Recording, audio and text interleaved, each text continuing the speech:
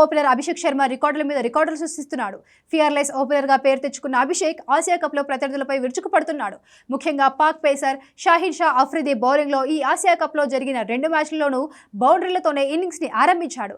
Group match లో 4 తో ఖాతా తెరిచిన అభిషేక్ సూపర్ 4 లో 6 తో ఆట మొదలుపెట్టాడు. దుబాయ్ వేదికగా జరిగిన భారత్ పాక్ మ్యాచ్ లో అభిషేక్ శర్మ అరుదైన ఘనత సాధించాడు. అతి తక్కువ బంతుల్లోనే 50 సిక్సర్లు నమోదు చేసిన భారత ఆటగాడిగా నిలిచాడు.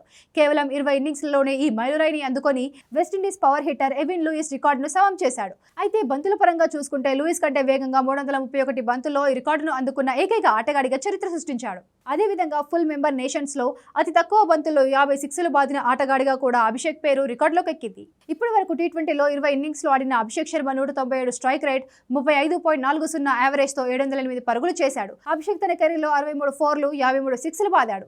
అంతేకాకుండా పాకిస్తాన్ స్టార్ బౌలర్ షాహిన్ అఫ్రిది వేసిన తొలి బంతిని 6 గా మలిచిన తొలి బ్యాట్స్మెన్ గా నిలిచాడు.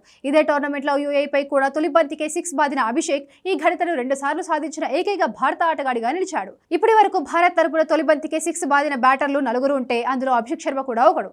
రోహిత్ శర్మ 2021లో ఇంగ్లాండ్ బౌలర్ రషీద్ బౌలింగ్ లోను, యశ్వి జైస్వాల్ 2024లో Zimbabwe bowler Sikandar Raza bowling లో, Sanju Samson England pacer Jofra Archer bowling లో ఫస్ట్ బాల్ కే 6 బాదారు.